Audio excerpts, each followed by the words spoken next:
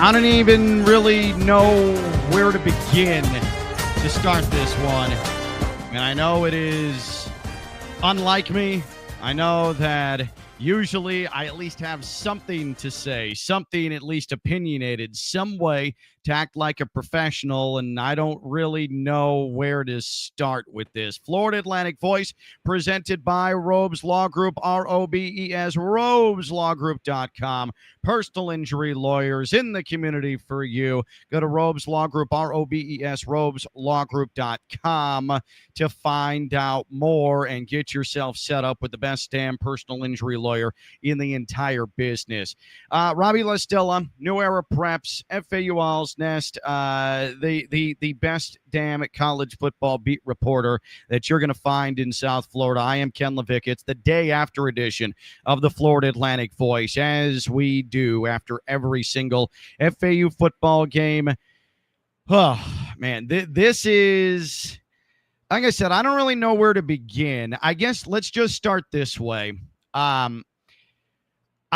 As FAU fans know by this point, I not only call the games, I'm emotionally invested in the entire thing. And I suppose this feels like the end of the 2022 season when FAU had Western Kentucky at home and it goes to overtime. Florida Atlantic goes for 2 after scoring, and it ends up getting broken up, and Florida Atlantic finishes with 5 wins on the season. And I know that some would say, well, Ken, this wasn't the final game of the year. This was to win a 5th game on the season and put yourself in a position to play for a bowl eligibility next week. But it's the fact that FAU dug itself what appeared to be an impossible hole. They had dug all the way out of that hole by the time the midway point of the third quarter came on the ballsiest play call I have ever seen from an FBS college football head coach, going for it from your 10 near the 11 on 4th down with 7 minutes left in the third quarter of a game that you're trailing at that point, and you take the lead. You allow 14 unanswered. You come back again, take the lead. 2:11 on the clock. The defense can't hold, but then it takes you only 3 plays to get down to the 17-yard line of UCONN, only to have the most reliable kicker that you've had since Greg Joseph miss a field goal wide left. I firmly believe that if FAU wins this game after the absolute beatdown East Carolina took yesterday at UTSA, Florida Atlantic would this time next week be celebrating bowl eligibility. And that's why this one feels so badly, because it was such a gutsy effort. It was such a valiant effort. It was such a keep swinging Rocky-esque first Rocky movie effort. And to come up short like that, it was really, really cruel. I think that's where I'm at right now. Yeah.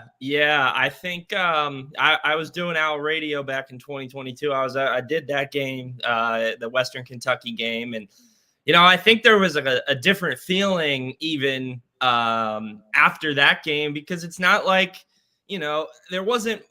It was.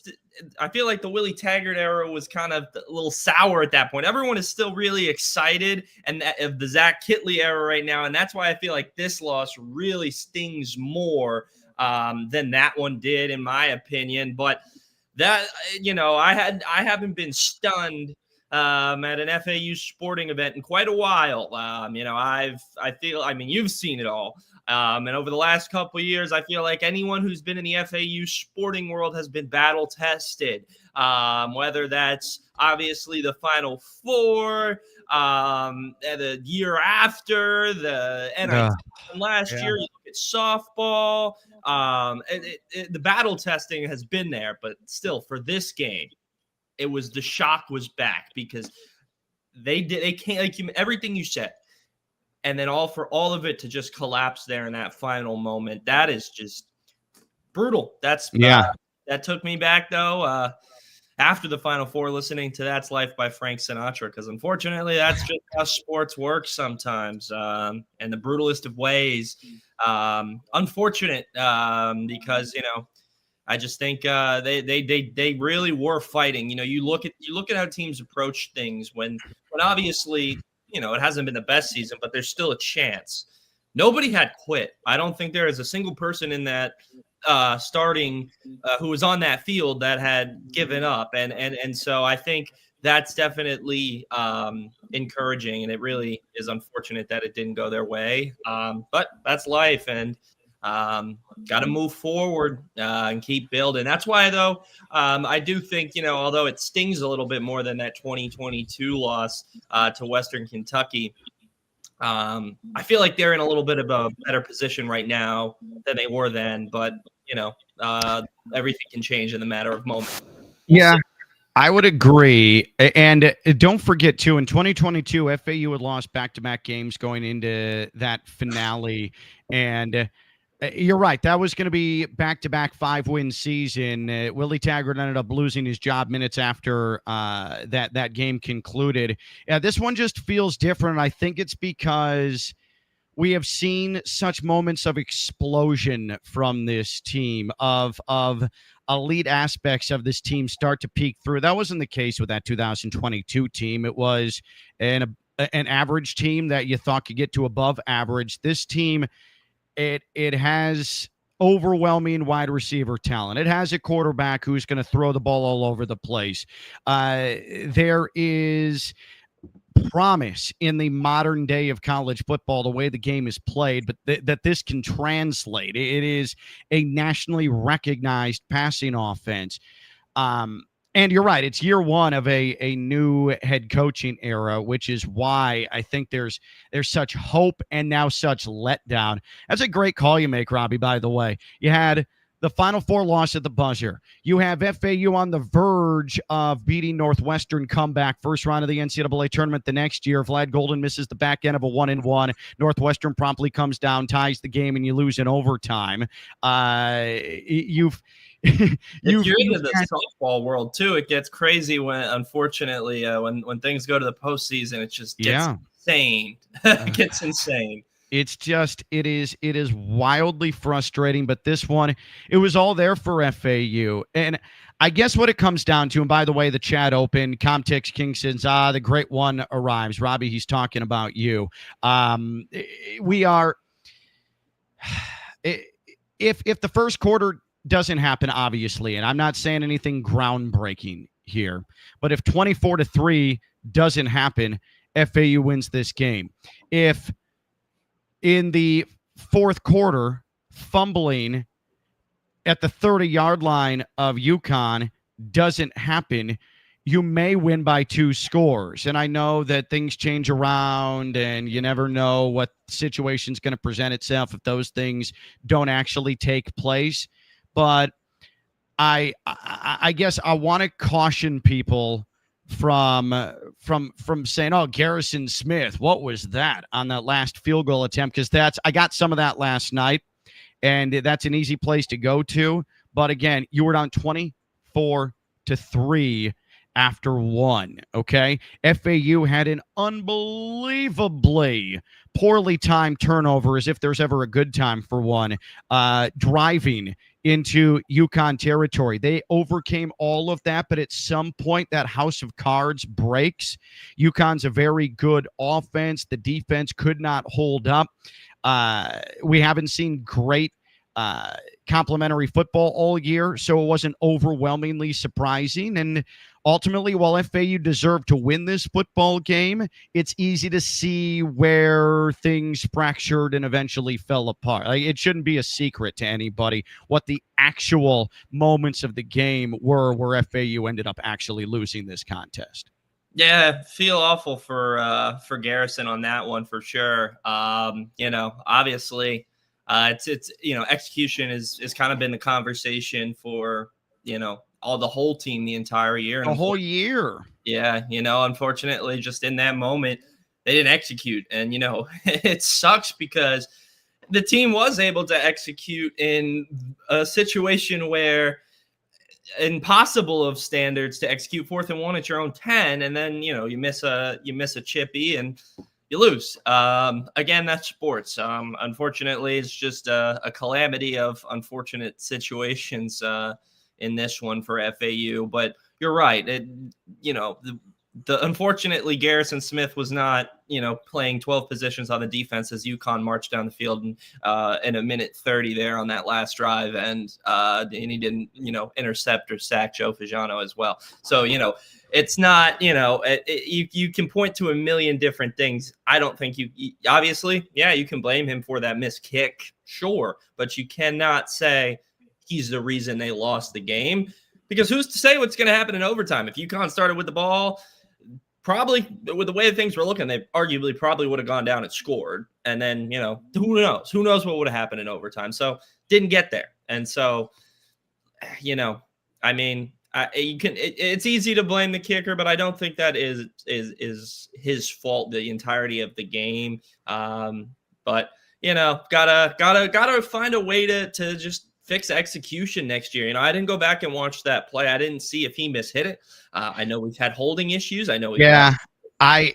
So we asked Zach Kitley after the game if he saw something operationally that would have led to that. And because from our vantage point, it looked clean, right? And Logan Lupo has done a remarkable job since taking over the holder duties of executing that role, and hasn't had one hiccup since he took over post FIU game. And I don't think there was any issue with the operation there. Zach Kitley said he didn't see anything, but had to watch film on it. He hadn't seen anything, obviously, on tape when we talked to him on the network. Everything looked good, and it looked like Lupo was able to get the ball around and the laces where they needed to be, placed it fine, and unfortunately, it was just a bad time for a mishit. And that's what appears happened to Garrison Smith, who earlier in the game, the only 3 points of the first quarter we mentioned, 24-3, was a 49-yarder from Garrison Smith. So I just think it's a mishit, and it's a mishit at the worst possible time. Winning in Paradise says, will the kicker be back? He's a redshirt senior, so I believe that's it for him. Now, I guess you never know, because I've just completely lost track of everybody's eligibility since COVID, so I don't know who's who. I don't know who's coming back. I don't know who actually can come back, but Garrison Smith is a redshirt senior, so I think this is it for him. If it is, I hate the fact that even the thought that this would linger with him. He has been so good, so rock solid all year, unsung hero of what has been a frustrating year, coming out on the wrong end of good performances. Again, I mean it when I say he's been the most consistent FAU kicker since Greg Joseph, at least in an FAU uniform. Carter Davis, he couldn't be relied upon to hit anything basic from a field goal standpoint last year. And again, I love the kid. I think he would admit that as well and agree with me. He's been rock solid for Miami.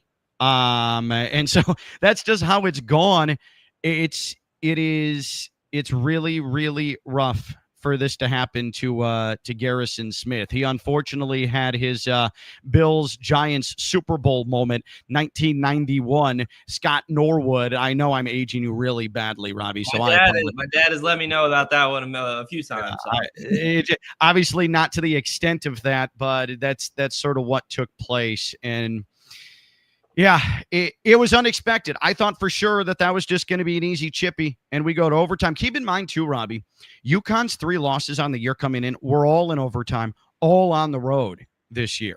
It was Syracuse, it was Delaware, it was Rice. All 3 of those games went to OT. One of those games, Rice, went to double overtime, and UConn lost them all. And that kept going through my mind. If you can push overtime, and you couldn't quite get there, I guess, too. So let's just focus on that sequence. I know that this is going to be rambly and all over the place, just sort of a cyclone of thoughts freewheeling it. But there's so much to cover here, okay? The final drive for FAU, where Caden Veltkamp steps through pressure on first down from the 26. He's able to pick out Jay-Sean Platt, who finds himself open, made himself available. He tiptoes just across midfield out of bounds. Excellent execution there. I mean, that's 2 guys. They've been on the same page now for the better part of 2 months. That's right there. I mean, that's as good as it gets. And then, of course, Easton Messer on an in route takes a perfect ball from Caden Veltkamp and is able to keep his footing all the way to the 17. This is how cerebral Easton Messer is. You could see him. He looks up at the scoreboard to see where the time is. You can tell he wants to fight for more yardage, but sees that there's only 4 seconds left and puts himself to the ground. He got wrapped up, but instead of trying to drag a tackler, which we've seen him do over and over again, he goes to ground with 4 seconds left to ensure that there's no issue with the clock. It's just so smart, and he's just so savvy. And sometimes you see stuff in college football where it's just too much for the young mind to comprehend and to consume, and they lose track of the game situation, and then they blow it. Not Easton Messer, but the reason I bring all of that up, on the kickoff, following the UConn touchdown, I noticed and called it out on the broadcast. Jay-Sean Platt is standing 8 yards deep in the end zone. And I told Chris Newbold before the kickoff, you wonder if FAU, because of the time, there's 26 seconds left, is anticipating trying to get themselves in field position. So Jay-Sean Platt is going to return it no matter what. Or they have something drawn up, some specialty kickoff return where they're going to try and catch UConn off guard, because usually he's standing right on the goal line. So what happens? The kickoff is sent into the end zone about 9 yards deep. Jay-Sean Platt, standing flat-footed, decides to return it and brings it out to the 11-yard line, gets hit hard, but then a face mask penalty is called, and that moves FAU to the 26. Now, at first thought, oh, well, they only gained one more yard than they would have had if there was a touchback. Yeah, and they're lucky to get the 15-yard penalty. They're starting at the 11. Absolutely. That's where my mind first went. But stay with me on this. Secondarily, which I think might be primarily, that decision to take the ball out of the end zone cost FAU 4 seconds. If Easton Messer goes to ground at the 17 with 8 seconds left, and FAU still has a timeout, which they did, you probably get a shot at the end zone there, or at least are able to put the ball between the hashes instead of it being lined up on the far hash for that left to right field goal. I think that plays into this a little bit. I don't think it's nitpicking. I do think if you look, that 4 seconds probably matters. So I don't know what happened in that spot. Yeah. We were standing there and I was like, why is he taking it out? I was down on the field and they were definitely planning on going. They saw what they saw with the protection scheme, because I believe it was Jamari Sands who was his extra guy there. Point looks back at him and says, go, and they go, and he went nowhere. I mean, that's it's very, I was confused, but they got the penalty. So I was like, oh, you know what, whatever. It's null and negated at this point. They're starting at the 25, 26. And yeah, but those extra seconds do matter. And yeah, the far hash, whatever. I mean, that's a difficult kick. They practice it. It's just like for Garrison Smith, it probably doesn't matter. For me, it's more you probably would have had a shot at the end zone if you had those 4 seconds under your belt. Now, 97% of the time, those 4 seconds probably don't matter, right? Even FAU taking a touchback at the 25 probably doesn't matter with a normal offense. But the way that FAU just seamlessly crashed their way down the field the way that they did, it's a miracle that we're even in a spot to say, hey, if they had those 4 seconds back, they could have taken a shot at the end zone when they started the possession at 22 seconds from their 26. But again, like small margins. How many times have we talked about small margins this year? And that's another small margin that comes to the forefront. There's not many. I mean, look at in the NFL. I mean, I don't think there's many NFL teams that are going to be able to take 26 seconds and get it down there to the 17. They might set up their kicker for a 50-yarder, but to set them up for a chippy, that's really, that's an impressive drive. That's everything. The last couple of weeks, we were able to sit here and we criticized the offense. They were struggling. They weren't executing. It was the defense who was succeeding the last couple of weeks. This offensive game plan to me was probably the best game plan of this season. They executed at the highest level. Yeah, unfortunately, that didn't happen out of the gates. Out of the gates, they were a little bumpy. But by the end of the game, that was to me, that is exactly what between going for it at the 10, marching down there in 26 seconds. That's exactly what you hired Zach Kitley for. Unfortunately, it didn't go your way, but you have to keep note of these things. And, I mean, that's why I asked Caden and I asked Assad after the game, like, yeah, the goal, coaches set goal was 6 wins. Kitley said it. He said it to you. He said it to the team. 6 wins. Yep.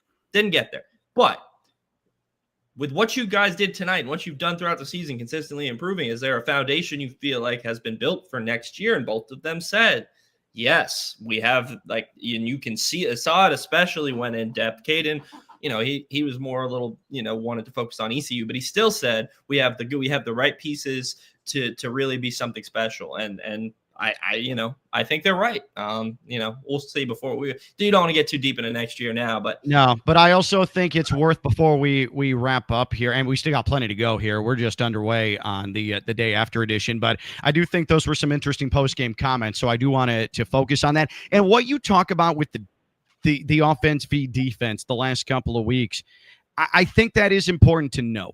And I want to try it. I don't want it to seem like we're pointing fingers anywhere. We're just we're broadcasting our observations of what took place through the course of the game last night, and so ebbs and flows. But this has been season long as well. But we said the Tulane loss looked just like the Navy loss, and the way in which it looked like the same blueprint was that FAU at Navy kept Navy within arm's reach, within a score from the late second quarter, starting with that stop at the 1 yard line, going to the locker room, all the way through the opening minutes of the fourth quarter. The defense kept Navy off the scoreboard in an 8-point game. What was the side of the ball that went into a drought?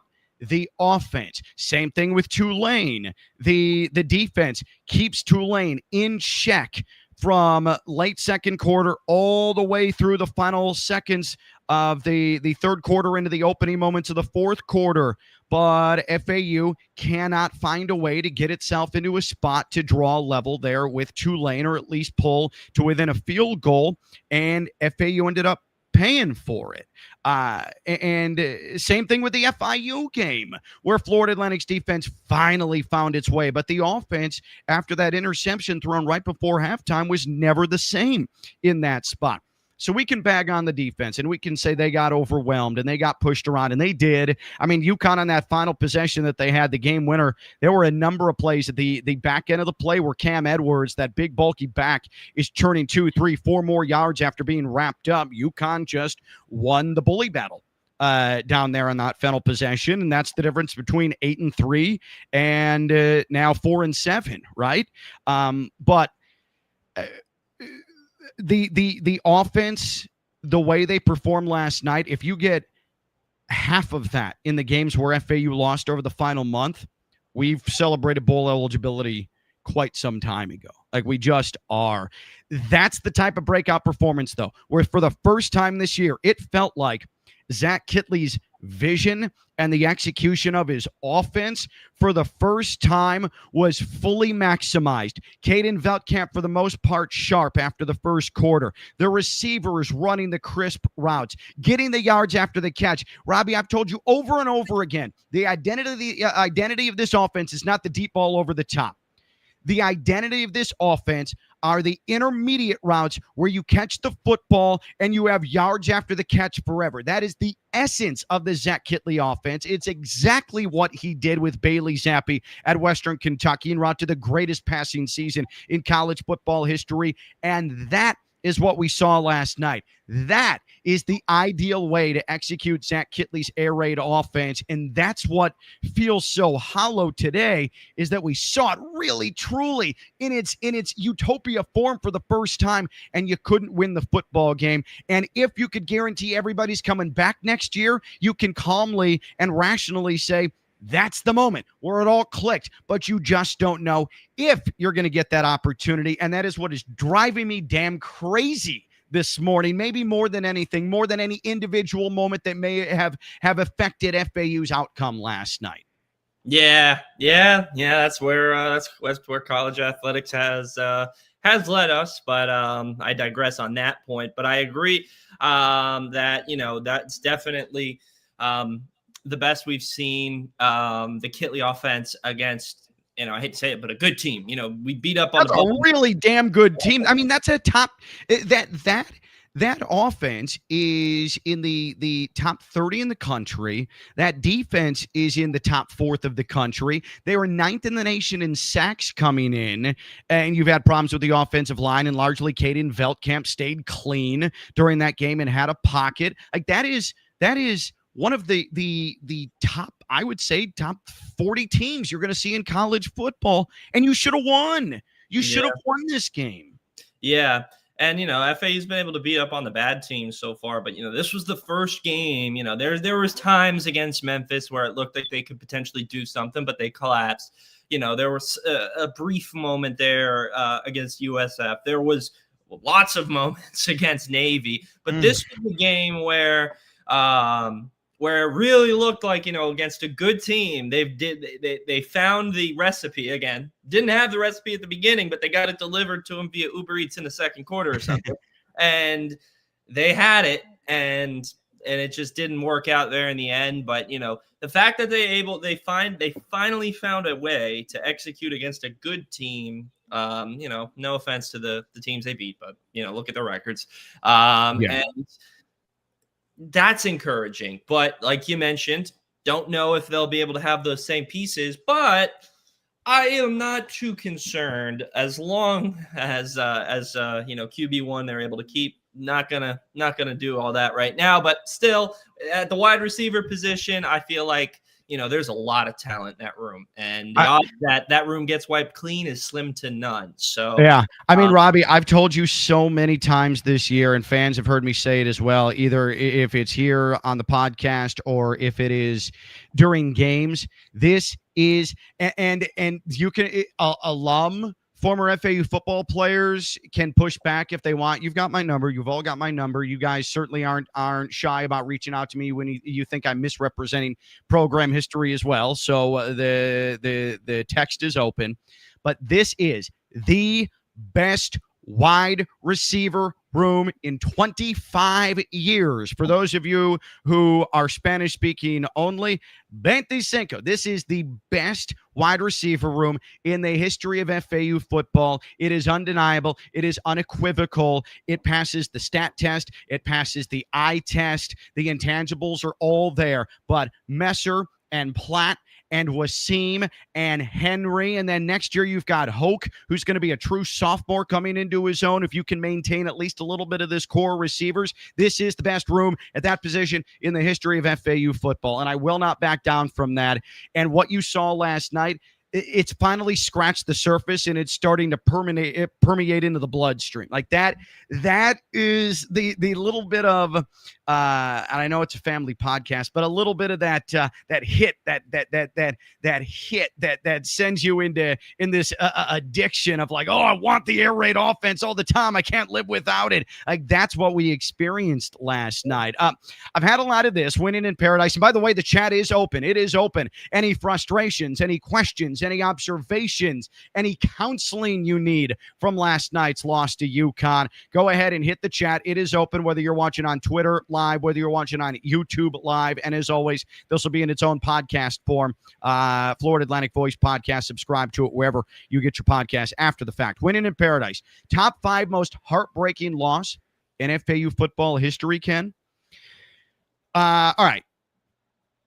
If I miss one, jump in the chat and let me know what I'm missing.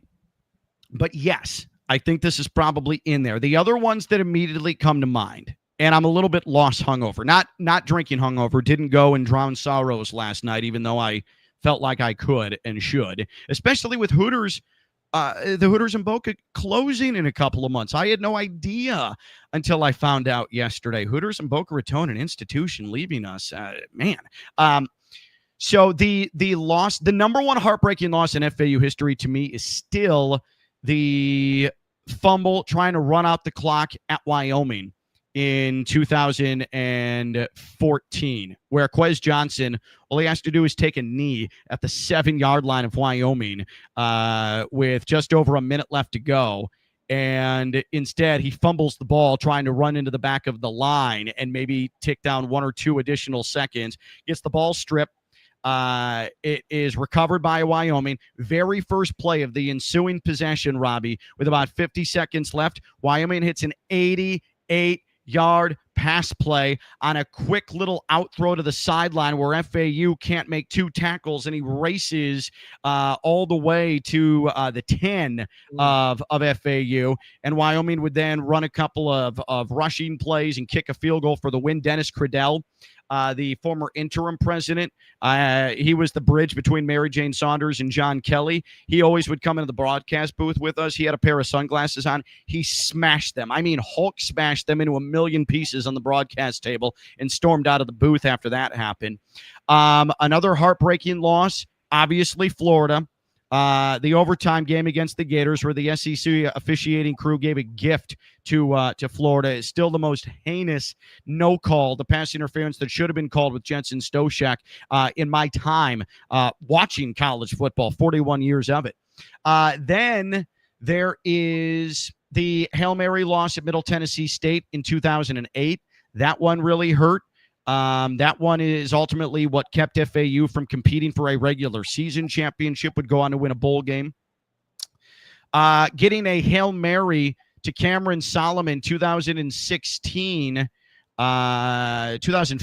I believe it was. They played on a Sunday because of a hurricane, pushed the game back a day. Cameron Solomon catches a Hail Mary to win the game. Everybody goes crazy. The sideline empties. They go to review it, and they determine that Cameron Solomon, his toe had come up off of the painted surface in the end zone before he caught the ball. I've never seen definitive proof, and I've looked at that replay and over of how the officials could have made that call definitively to overturn the Hail Mary touchdown. That's right up there. I guess the Willie Taggart era ending loss, that's probably up there. Florida Atlantic losing to Marshall the first time they ever faced them in the Charlie Partridge era, where FAU dominated that game, but then Marshall with Rakeem Cato hit 2 long balls, including one where Crayvon LeBlanc mistimed a jump where he could have picked it off, and that got Marshall in a field goal range, and a field goal from a kicker who is a Boca Raton native, good from 51 yards, and Marshall beat FAU. Marshall would go on to win the Boca Raton Bowl that season. There we go. That's where I think, that's where I know, that's all off the top of my head. I haven't really put a ton of thought into it, but this one exists within the realm of those. You could always say there was a loss at South Alabama where FAU gacked it away, a season opener at Tulsa where FAU gacked it away.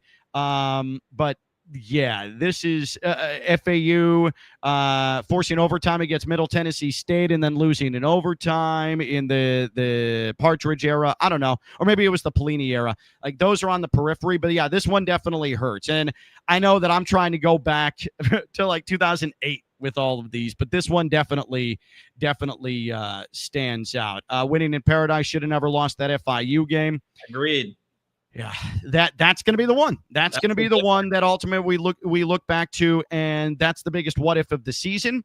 And what really hurts is on the same night FAU loses to UConn to end its chances at a bowl game, FIU becomes bowl eligible. That just adds insult to injury, right?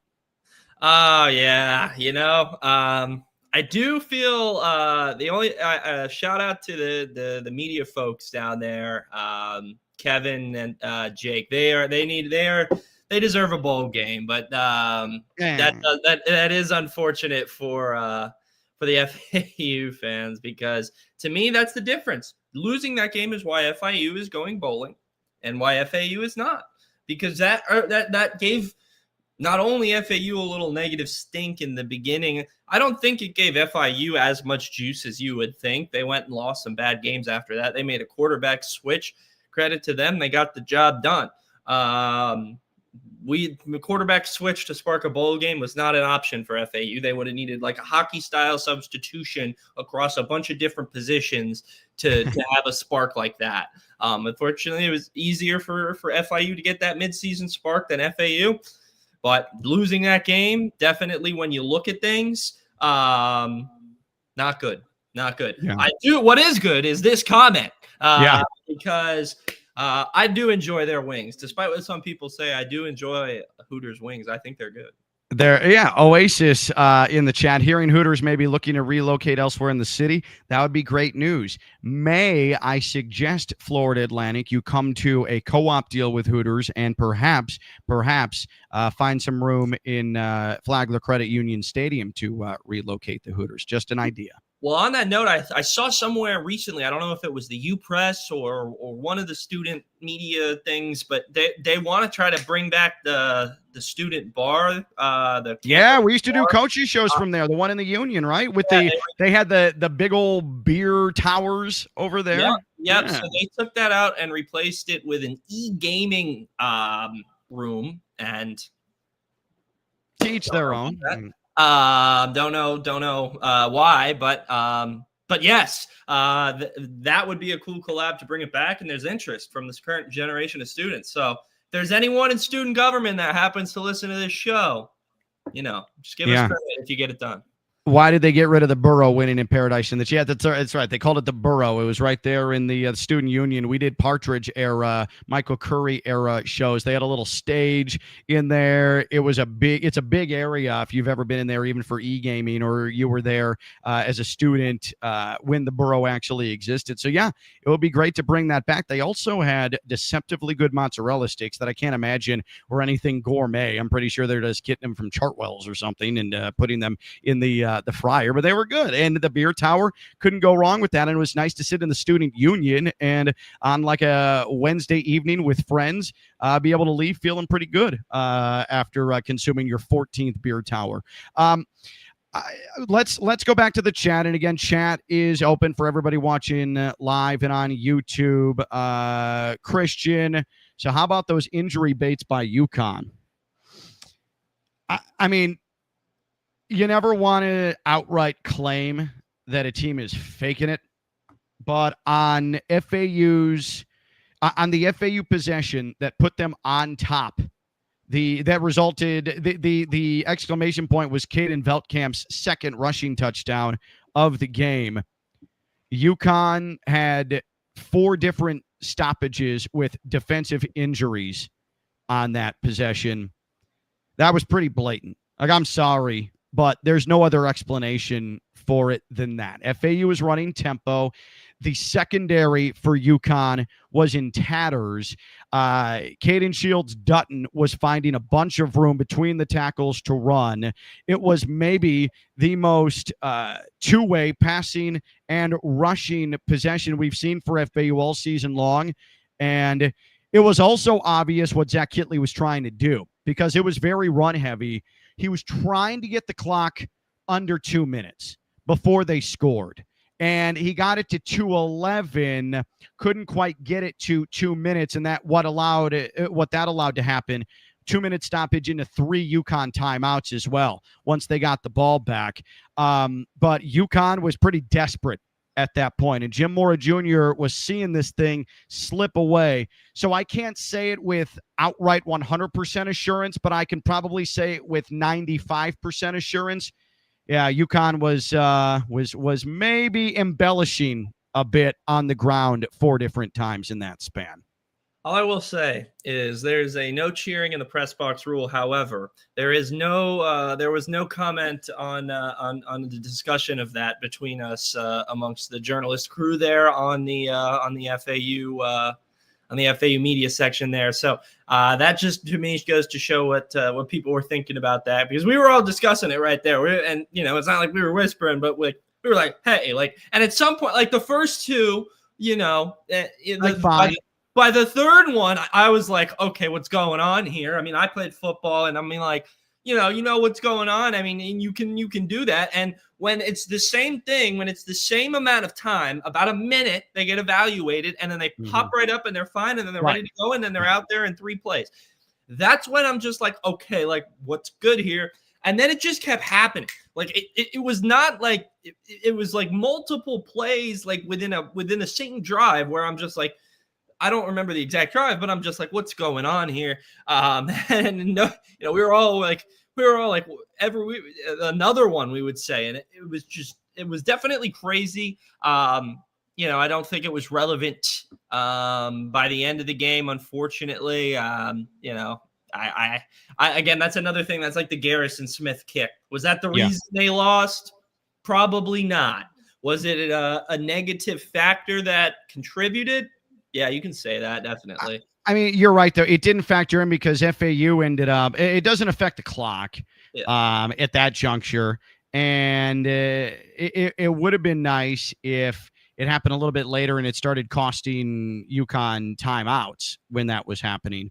But FAU would eventually go down and score. And so it's not as if UConn was able to find its defensive footing enough. If anything, I wish there would have been more time for the UConn defense to rest, because maybe FAU would have matriculated a little bit more slowly down the field and got it inside of 2 minutes and eliminated the 2-minute stoppage being an advantage for UConn. Another weird thing, as UConn is marching down the field on what would be the eventual game-winning drive, they get to 4th and 1, and I can't exactly remember what the yard line was. It looked like UConn picked up the first down, but they're actually a yard short. This was near the FAU 10, I want to say. It was very late in the possession. And all of a sudden, both teams start walking to the sideline, and the officials just sort of let it happen. And then the official gets by the way, this was the chattiest head referee that I think I've ever seen in a college football game. And hearing UConn and the number change every extra point or every kickoff, that was so endlessly annoying, just so irritating. But this head referee is saying, hey, timeout hasn't been called. Come back onto the field. Meanwhile, the clock is still running. So yeah, like the clock is running. There's been no whistle. There's been no stoppage yet. Both teams come back out onto the field, and the official takes it upon himself to stop the clock at 55 seconds and reset it to 1:13. And then they allow UConn to get set offensively. And as soon as the whistle is blown to restart, then UConn set in their formation to run the 4th and 1 play where Cam Edwards ran up the middle to pick up a first down. What happens there? It's not FAU's fault that the official, something happened on the field that had both teams walk into the sideline. That's still a live ball. The clock should still be running, and you sure as hell shouldn't be at 55 seconds stopping play to put 1:13 back on the clock and then refusing to blow the whistle to restart the play as soon as the ball is placed. If the ball's placed, let's restart that, man. Let's get this going. That was not a first down. That was not moving the chains. That was not a stoppage. And so I don't know what happened there, but that's also a bad miss. That did affect how the clock ended up working itself out at the end of that game. So I haven't received any explanation from that, but it also, for a second straight week, forced Zach Kittley to have to burn a timeout in a spot where he shouldn't have had to call a timeout, because it happened against Tulane last week before a 4th down. Tulane has 12 men on the field. The play clock is ticking down to 4 to 3 to 2. The officials aren't counting, and Zach Kittley had to call a timeout after the late substitution that Tulane was making, just meandering off the field. I don't know what that is, but that's not good officiating. No, I mean, the referee was definitely a little, the head referee was definitely talking too much on the mic. I mean, you never want to see a guy become the star of the show. I wasn't definitely, I was, I do think though, a lot of the problems with that late game scenario came from the play clock breaking. I don't know if that was talked about. That could be. It was, you definitely mentioned it. I don't know if it was mentioned on the TV broadcast, but yeah, fans, if they didn't notice that the play clocks broke on field, so they were being kept by hand by the referees, and that is just that. You know what? You're probably right. That probably factored into it a little. Yeah, bit. Well, that definitely did, and that created a disaster. But why is that happening? Like, that can't happen. That can't, technical issues happen. I get it, but I just feel like the play clock is like the one, we had speaker issues at the stadium last year. Those are fine, whatever, things happen. But the play clock, that can't break. That cannot break. That needs to be they need to have a person in charge of the clock. There was they couldn't even, there was nobody going to get it fixed for a while. The game had The game had to be like paused for probably like I'd say 2 minutes, maybe a minute and a half, where they were trying to figure out how to turn off the play clocks. They realized they couldn't turn the play clocks off, so they had to wind it down by 40, 39, 38, all the way down to 0.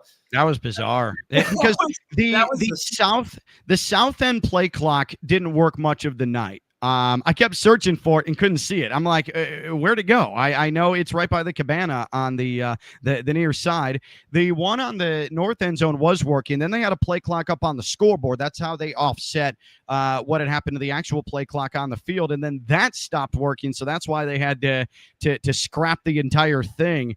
So it just that's a pivotal moment there, that confusion and what it did to the clock.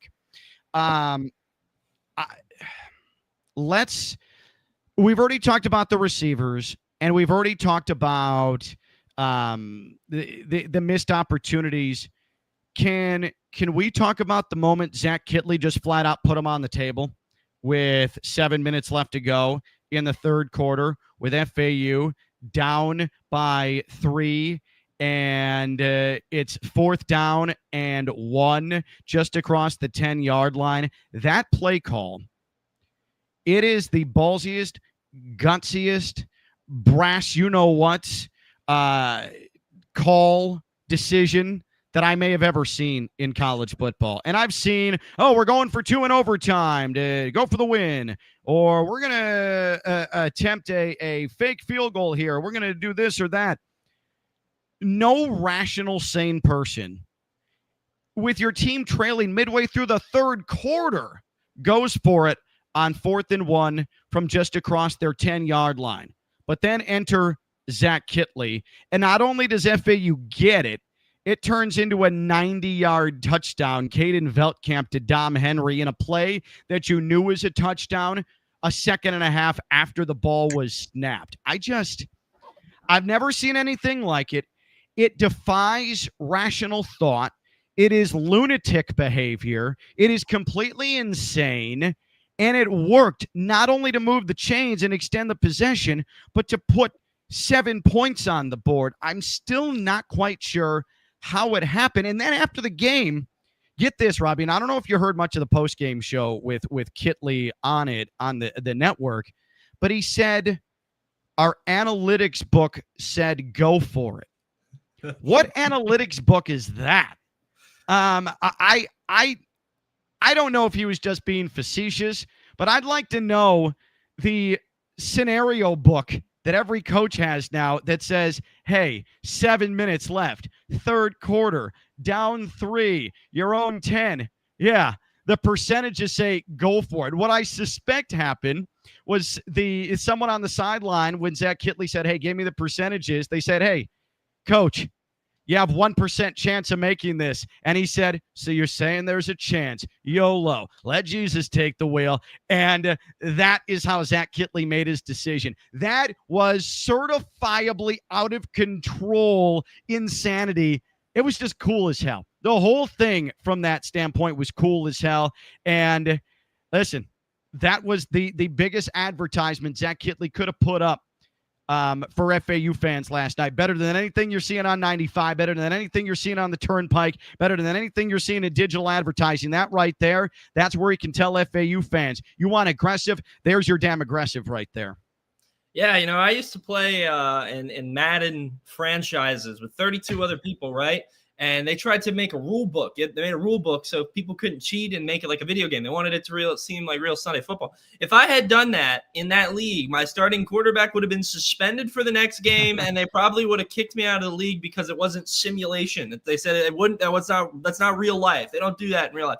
Well, now I have proof. I want to go back to all those people I used to play that video game with and say, here you go. But that's just insane to me. And shout out to them for executing it in a season where at times they've lacked execution. They did it there. And you know what? You got to find a way to look at the good moments.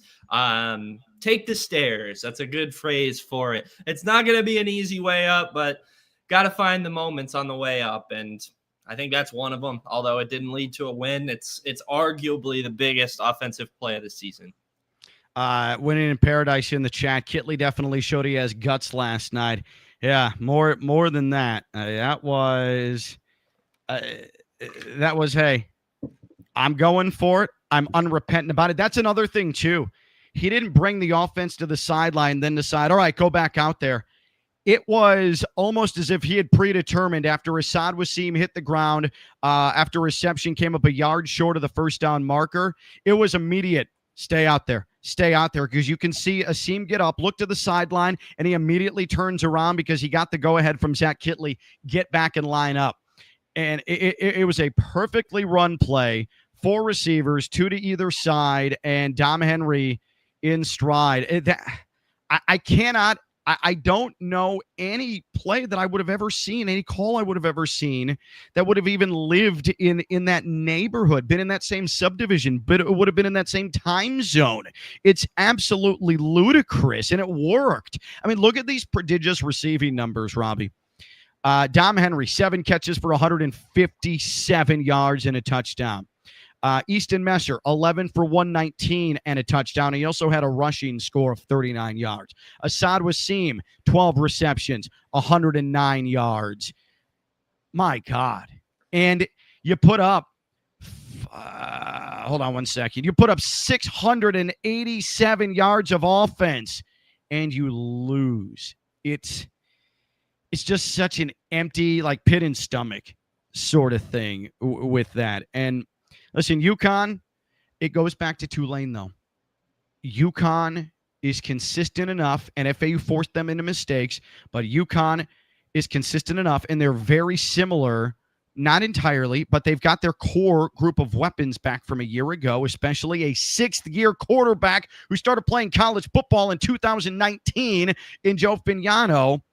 They have enough there, veterans that don't panic, that understand the situation, that understand Jim Moore's system, that they're able to keep plugging forward and stay as steady as they need to be. And just like Tulane, that was put on display last night. But think about it. FAU went to West Hartford last year and got absolutely beaten down. I mean, that game was over 3 minutes into the game. It was a death march. It was just get back on the plane and let's go home at halftime because this ain't happening. Into similar UConn team with their better quarterbacks. Remember, Fignano was hurt and missed the FAU game last year. Evers, the backup quarterback, started the game last year, and all UConn did was run for 421 yards on FAU. But similar team, and a team that's won 8 games this year, a team that beat Duke, picked up multiple Power 4 wins this year, and FAU had them on the ropes, and FAU damn near and should have beaten them. Like, that's progress right there from one coaching staff to another, in my opinion. Definitely. You know, I'm not one to do that.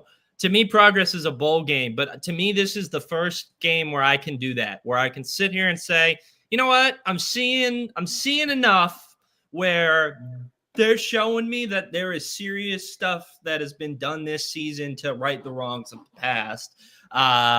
They got gashed. They got out physicaled last year. When you get out physicaled by a team, that is the ultimate form of a beating. Last night was not an ultimate form of a beating. They competed with UConn. They arguably should have beat UConn, and they didn't look like an FCS team. Last year, I'm sorry, what they did to them on the ground was disrespectful, and that was like FBS versus FCS level of just beat down on the run game. And that this year wasn't anything close to that. FAU belonged in this game. Last year, they didn't belong on that field. Aaron, late coming today. If we can keep a good portion of the team next season and add a couple of pieces, we'll be dangerous. By the way, South End Zone play clock by the Cabana hasn't been working the past couple of games. I didn't know that. I was not aware of that. Now, part of the reason I wasn't aware of that is I don't know. There's only maybe been a handful, maybe like 3 times this year where FAU's even come close to a delay of game with the tempo that they run. So there's really been no need, at least at home, for me to look over and have to see the South End Zone play clock. But I didn't know it hasn't been working the last couple of games. I don't even know how that happens or how that doesn't get rectified. That's a little bit bizarre. Winning in Paradise. I don't want to play UConn ever again. I'd have to check with Mary Giardina in the athletics department. She controls a lot of the scheduling for FAU. Do they have UConn on the docket anytime soon? I don't think they do. I don't think so. Thank God. Not in the next couple of years, but I wouldn't mind playing them again because you know why? That's a quality team. It's always going to be a good win for sure. If you can win, it's a good win. If you can win, it's a good win compared to playing as like a lower tier Sunbelt team. I'm sorry, JMU, you guys don't deserve a playoff spot. They do not. Compared to playing the only CUSA team I want to play is FIU. Respect the rivalry, but outside of that, I don't want to play another one. So UConn is a solid team. To play, and you can win it. That's a win that you look back on and you're like, yeah, we did that. Unfortunately, FAU has yet to do that. We are about to open Pandora's box on a topic I know that you know is coming. But before we get there, you want to hear the FAU Sports Radio Network call of the Zach Kittley 4th and 1 from the 10-yard line? Let's do it. Let's play it. All right. Hopefully this works here. Here we go. This is from last night on the Florida Atlantic Sports Network. And also listen to the despair in Chris Newbold's voice as it occurs to him that he was actually going for it. Here we go. The offense is staying out here. My goodness, Chris Newbold. My goodness, Chris Newbold. 4th and 1. FAU at its 11. 2 wide either side. 7:09 left to go. Is FAU just trying to draw them offside? This would be the boldest play of Zach Kittley's coaching career. UConn is up 3. Oh, they snapped it. Feldkamp out of the shotgun throw. Stop Henry caught it to the 25-30, to the 40, to midfield, to the 40 of UConn. Inside the near left hash mark and waltzing into the end zone. Touchdown, FAU. That's incredible. It's 89 yards, and Florida Atlantic has the lead. That is absolutely beyond belief. Zach Kittley, oh my goodness, with the call of the year, 30-27 FAU. So that was that. But Chris Newbold, as he realizes the team is staying on the field, the offense is staying on the field, he goes, "What? No." It was incredulous into inconceivable. I mean, we may never see anything like that again, Robbie. And there were multiple times.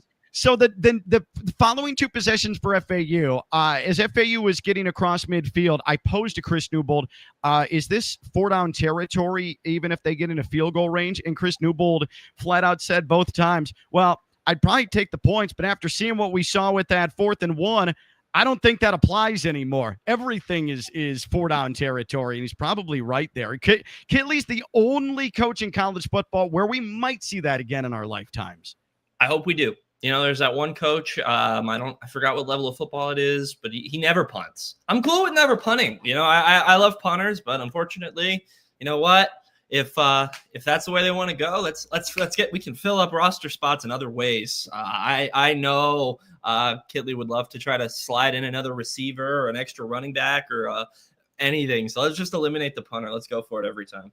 Zach Kittley is the closest thing to a real-life video game that you're going to find. Kyle, I can't believe we lost still. With you, and there's a lot of people with you. All right, you want to take the top off this thing?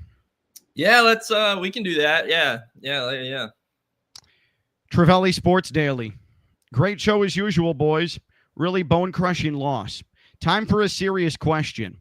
Do you guys know if we'll be able to keep Messer or Feldkamp?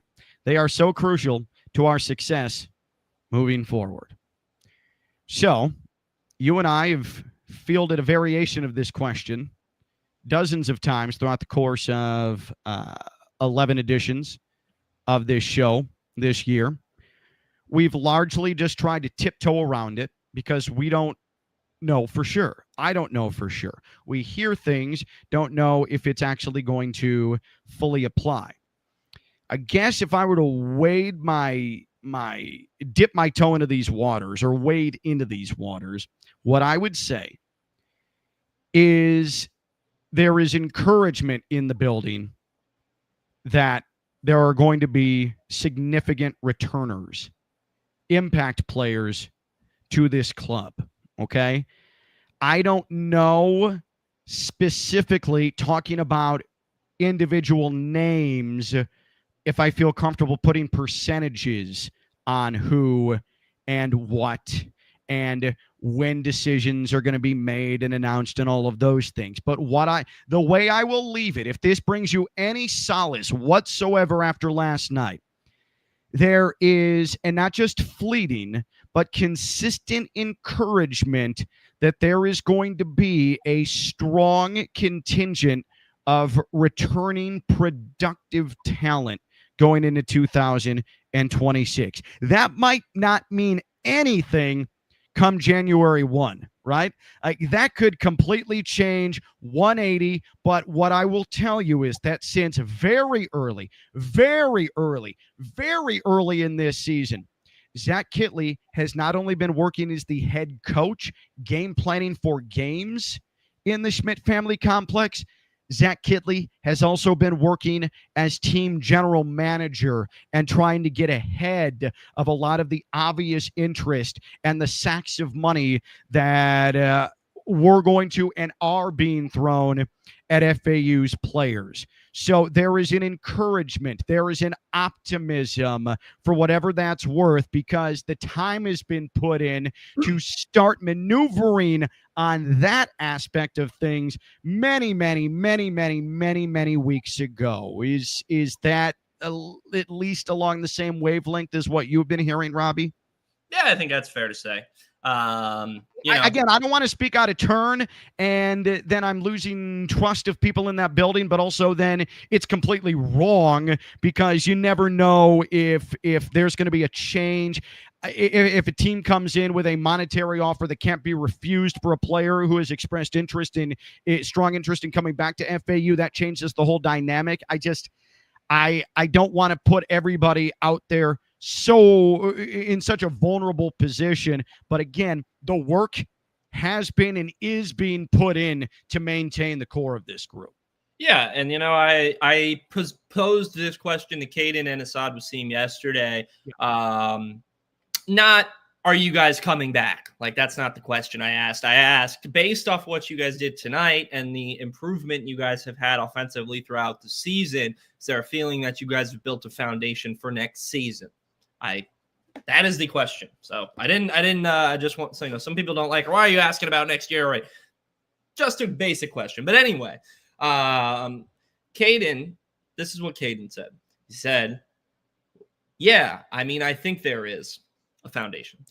Not too worried about it right now, though. Just trying to focus on East Carolina. But I do think that we have the right pieces in place on the roster. Obviously, it's easy to say, but I do think we have the pieces to be really good. And we're right there. We're so close. Games like this are just heartbreaking. But I do think we have the right pieces and the right people in the program going into next season for sure. And then Assad Wasim said, I feel like you kind of see the difference between week 1 and week 10. I feel like the offense has grown so much, like the running backs, the offensive line, and the receivers. Everybody is growing with each other. I feel like if we keep back the same squad, everybody comes back next year, we should be doing something special for sure. So that's not a contract. That's not I'll see you next year. That's not an Instagram post. That's not an X post. That's just words. That's just feelings after a game where they almost had a chance to win, but the offense looked really, really, really good. But the fact that they didn't say, yeah, I'm not focused on next year, or yeah, I'm only focused. We've got one more game. Yeah, we've got one more game, and then we'll see what happens. Anything like that. There were references made to, hey, next year. And Assad Wasim did say if everybody comes back, but I think it is important to note, like, it's clear that that's been discussed, and it is top of Assad Wasim's mind. Hey, if everybody comes back, there's already been discussions. There's already been thought put into that. I think that's a positive. I do. And I'll add this other quote from Caden about Assad Wasim specifically and his impact. Assad, he really cares about this place, this team, and it really makes him mad when we don't win. And those are the kind of guys that you need to have in this program when you're trying to turn it around. So that's just a little glimpse of how Assad's viewed in that locker room and how much That's the captain, that's quarterback saying Assad really values this place. So Yeah. FAU fans, if you're listening, show some love on the next Instagram post or the next X post from Assad. Just sprinkle it in there. Who knows? Does good things. I only a couple more minutes because I don't want this to turn into a thing where everybody feels like they're watching Roots, where it's like 8 parts and it's going to take them forever to get through here. I'm really dating myself with some of my references here today, by the way. Kyle, I still feel like if we had 7 seconds left instead of 4, we could have had one shot at the end zone before the field goal. We would have got it in 1. Yeah. So we talked about that. The fact that FAU decided to bring it out on the kickoff, I'll have to dig deeper on that because that cost FAU 4 seconds. And if it wasn't for the penalty, would have started FAU at its 11 as opposed to the 26, which they were able to achieve only via a face mask penalty. Florida Atlantic in an alternative world would have had 1st and 10 from its 25 with 26 seconds left and starting that possession at 22 seconds. And that could have made a big difference there. Also, I get the sense that because he's Zach Kittley, if Florida Atlantic got into overtime, and FAU gets the ball at the bottom of overtime, there's no doubt in my mind that he's going for 2 to win the game, right? Like if that situation presented itself, he's not going for double overtime. He's going for the win, right? That's why, as heartbreaking as the Willie Taggart final game was, not to get bowl eligibility, I will always appreciate Willie Taggart going for the win in overtime, 2-point conversion, than playing for double overtime. If you're going to go out guns blazing, and that's exactly what Willie Taggart did. Yeah, I agree. I don't think there's a world where Kittley would have gone for it in that. Maybe there is. We're probably like after what I saw 4th and 1, I have no doubt down 1 in overtime after scoring a touchdown that Zach Kittley's going for 2. In fact, I meant instead of the field goal to tie there. I was talking about overtime. I was talking about if they win in overtime. Yeah. Now, I do think like if they have 3 more seconds, they're not trying to position the field goal. They're taking a shot in the end zone. No, and I think that play is a little tougher because UConn's expecting it, and you don't get the ability to have that the yards after catch when the guys are defending the end zone like that. So, the field goal there was the right opportunity, but if they got into overtime, Kittley's doing everything to prevent the defense from folding. Yeah. I saw some questions posed to me on social media about, well, what does it say about FAU that they couldn't get bowl eligibility in Zach Kittley's first season, but FIU could become bowl eligible in Willie Simmons' first season? There is not even anything close to a comparison between Conference USA and the American Conference. If Florida Atlantic was in Conference USA, FAU would absolutely be in a spot where late in the year they'd be competing for a conference championship. I don't think there's any doubt about that, okay? Yeah. So Conference USA, what FIU navigated and what FAU had to go up against in the American, sorry, it's completely different. Completely different. FAU went through a gauntlet of Memphis at home, at USF, at Navy, at Tulane.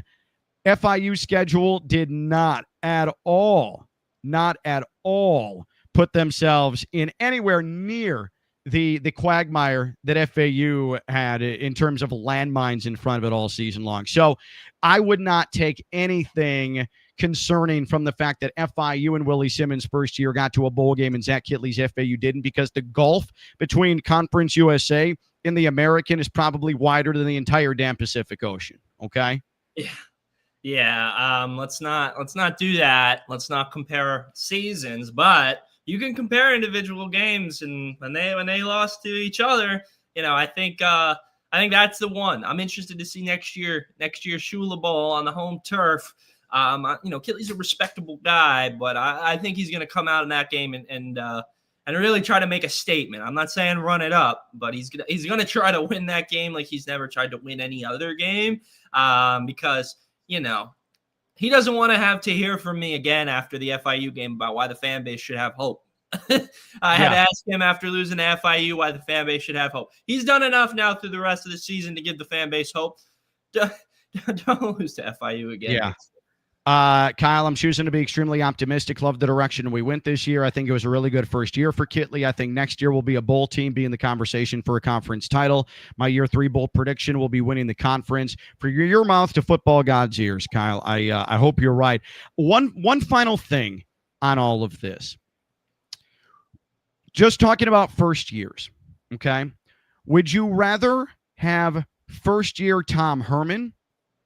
And I'm not trying to jab and disrespect and tease or whatever. This is point of comparison, okay? First year Tom Herman, where yes, you beat up on USF, but you lost out the final month of the season to make your final home game or your final game of the season a complete moot point. Doesn't matter. Or would you rather be Zach Kitley's first year, where, yeah, you never were able to find a winning groove, but you were within a score fourth quarter against Memphis. You at least showed life into the second half against a USF team who's been routinely blowing everybody out of the water outside of the conference contenders. And then you go to Navy and you put a scare into them. And then you go into Tulane and you put in a scare into them. And then coming off of that with your back against the wall, you put up 678 yards and your team executes on offense over and over and over and over again against a 9-win team. Would you rather have that, or would you rather have Tom Herman's first year? And I think I know what I'm picking, and I think that there's just a lot better feeling about the way this has gone down than the way that first year went down. Yeah. I learned recently some people have some hard feelings about the Herman regime, so I won't go too deep into that, but I would much rather Kitley's tenure go at this point in the season, just because there's just it feels like there's untapped potential. By that point, we knew what Tom Herman was as a head coach, and we were hoping we could get back to what he had been. Kitley, I feel like, is just scratching the surface. This was his first year calling the plays. For a first-year guy, youngest head coach in FBS, to have the success he never looked at times. There was some brief struggles where it looked like maybe, he needs an offensive coordinator to help him out here and there. But by the end of this UConn game, I'm confident to say I think he is more than capable of handling the head coaching duties and offensive coordinating duties together. At 34 years old, he is going to he's going to end up having, as the head coach and offensive coordinator, the top passing offense in the entire United States of America. Yeah, not bad, right? It's not bad. And I think, I am not one for moral victories. I am a 6 wins needs to happen. That's a fail. That is a fail. That you can't deny that. They didn't reach their goal. Check that off as a failure. But what they did not fail at is establishing the offense that they wanted to when they got this, I'm sounding like a head coach when they refer to themselves. When Zach Kitley took the job, they established that offense. Now, they can't fail again next year at the bowl game. That has to happen. I'm sorry. That it needs to be mandatory. But there is hope moving into year 2. Noon kickoff next week against East Carolina to close out the season. Hopefully this team still comes out motivated.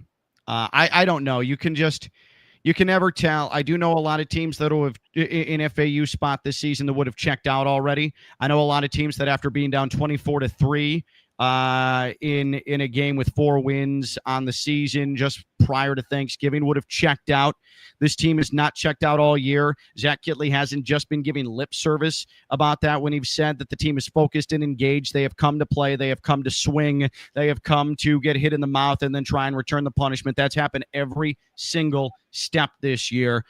He says that the team is going to be focused and locked in for the season finale, trying to finish things the right way against an East Carolina team that had had championship aspirations, then went to the Alamo Dome and just got guillotined yesterday. I mean, absolutely chopped down and massacred. And so they're no longer playing for a title. You wonder what the mindset's going to be with East Carolina. One thing I can tell you is that game, if these two teams do come in and they are motivated to win, expect points. And a lot of points. And if you're into that sort of thing, take the over. And I mean over and over and over and over again, because you have two elite passing offenses that are just going to be whipping this ball all over the place on Saturday. So a noon kickoff.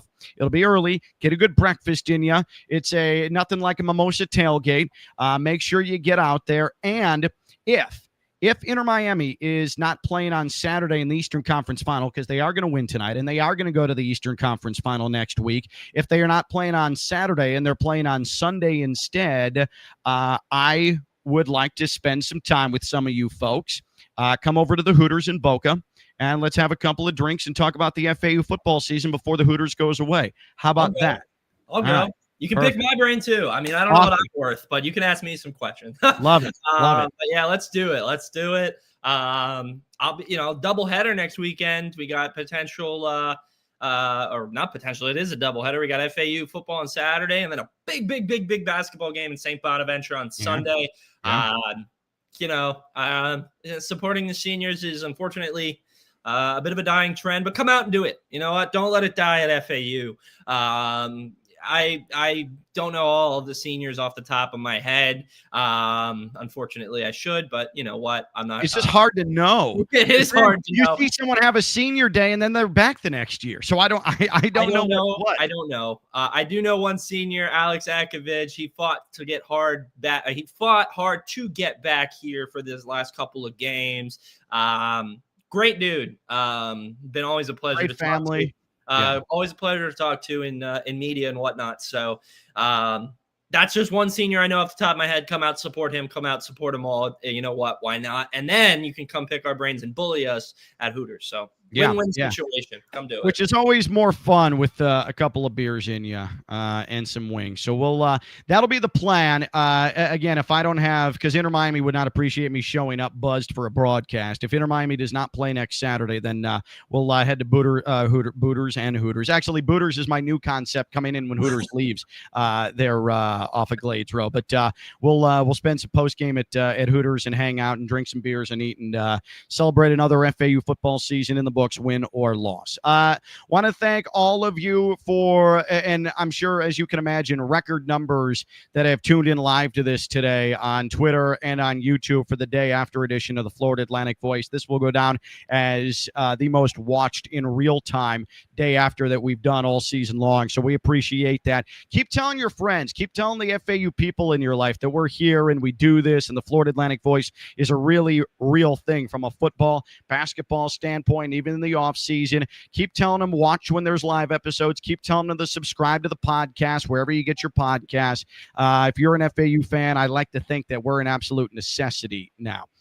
For Robbie Lastella at New Era Preps, I'm Ken LaVicka. A reminder, Robes Law Group, presenting partner of the Florida Atlantic Voice, ROBES, robeslawgroup.com. robeslawgroup.com. Don't forget about the Robe Shield app right there for you. It's the most useful app, especially if you have personal injury lawyer needs, whether it's right after an accident, whether it is soon after an incident or after an accident where you feel you may be blamed for it. Robes Law Group is there for you. Use the Shield app. You have documentation right away that you can insert into it, and that's going to help your cause. Robes Law Group, Robe Shield app, ROBES, robeslawgroup.com. Robbie, as always, thank you for jumping on. Appreciate you, and we'll do it one more time, at least the day after. We'll do it one more time next Sunday, okay? Let's see you then. That is Robbie Lastella at New Era Preps. I'm Ken LaVicka. Thanks for watching. Thanks for posting. Thanks for listening for all of you that are doing the podcast version. This has been the Florida Atlantic Voice presented by Robes Law.